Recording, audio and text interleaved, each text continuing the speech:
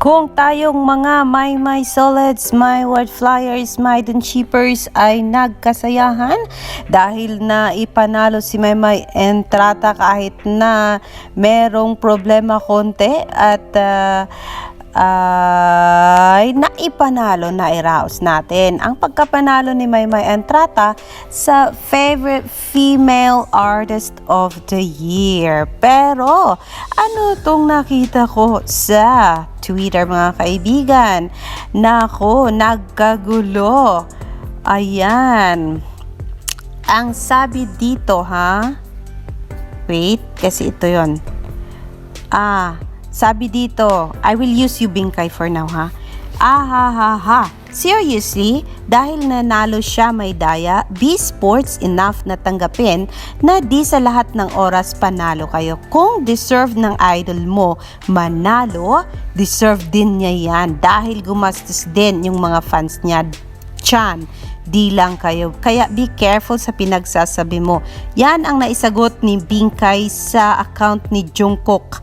Ang sabi kasi ni Jungkook, Dayaan Awards may bias to si Awit kasi magpe-perform yung isa sa 23.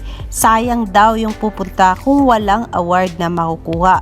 Yun ang itinumbok niya sa ating si Maymay, syempre yan. Sabi ni Be Real, medyo Bisaya kay pagka-pronounce B. Ano ba, be? Walang dayaan. Inilaban lang naman namin siya. Nagkaisa. Nagtulungan ang lahat ng nagmamahal sa kanya. Walang tulugan at walang tayuan. Boto lang ng boto at may mga nagbigay ng ayuda para hindi kami maubusan ng 2.50. Ganun lang yon. Yun ang explanation ni Biril. Samantala sabi ni Monique Dominic, Dominic, marami ka na sa akin. Sobrang dami na nang nagawa mong positiveness at lahat ng mga ganung bagay for Maymay Entrata. Ayoko mention lahat yun pero may narinig ako. Monique Dominic, shout out sa iyo Monique Dominic. Sobrang agree po ako sa iyo Ate Alma. Di kung may dayaan po, di sana panalo na po tayo sa lahat ng categories. Yun ang sabi ni Monique Dominic. Ayaw patalo ni Helen de Guzman. Ang sabi niya, kung may dayaan man, di galing sa amin yon. Kahit sa pag-tweet during TP hours, we do the organic way. At kung judgmental ka talaga sa amin, better show your proof na may dayaang nangyari sa voting ng Awit Awards. Latagan ng voting gusto mo, di pa kami nagbubura ng mga votes namin. Yan ang sabi ni Helen de Guzman. Samantala, Cheche, dahil ba solo flight yung isa, akala nyo wala kaming mailalaban? Naglabada po kami, nilaban namin yung amin dahil karapat dapat siyang ilaban. Wag ganon, focus ka na lang sa inyo. Yun ang nangyari. Dahilan sa top number 1 ang ating si Inday, hindi natanggap ng iba. Kaya sabi nila, may dangyaang nangyayari. Sabi ni Glow nung nalamangan sila bias na si Awit, pagtalo na tanggapin nyo na lang, hindi yung mambibintang pa kayo. So parang kinwesto nyo pa ang credibility ng Awit Awards with this one. Ayun. Sabi kasi dito ni Vote Maymay, magpe-perform si Maymay kasi may nominations naman siya na walang butuhan, 2 pa. Kung sakaling natalo tayo, pwede pa rin siyang makaka-award. Ganun talaga pag totoong magaling. Di lang na-nominate sa pirahan at galaw ng fans. Hayun. So yun po ang malaking usapin ngayon sa Twitter. Nung malaman nilang top 1, rank number 1 si Maymay, nagkukuda sa Twitter, sabi na may dayaan daw nangyayari kasi natalo ang kanilang manok. Ang sabi, malaki ang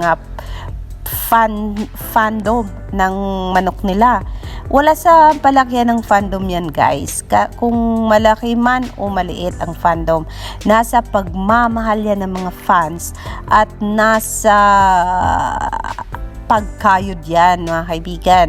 Yung kayod na hindi na halos iniisip ang sarili dahil ang gustong mangyari ay magamit lahat ng minuto, segundo para maipanalo lang ang isang Maymay Entrata na hindi favorite na sabi nila at walang backer.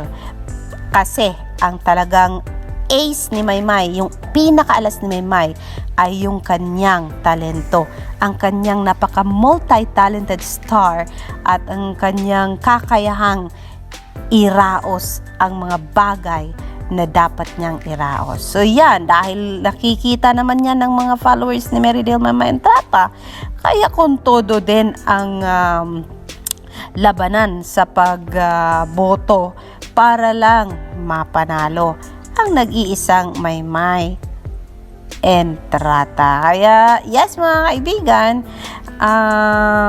yan po ang pinaka-latest na girian. Is na lang sa lahat and pakaisipin ninyo, si Alexander Lexter Jules, ang napaka-sentro ng aking vlogging ay walang iba kundi si Maymay Entrata lang at wala nang iba. O, diba? Makikita nyo naman sa bawat uploads ko yan and that I really love this girl from head to toe. Kaya kung minsan dahilan sa kagustuhan kong talagang kagabi na may panalo si Maymay dahil alam kong hindi ko kaya dahil malayo ako sa Pilipinas, kaya nanawagan na lang ako guys. Pero yes, nairaos ng lahat.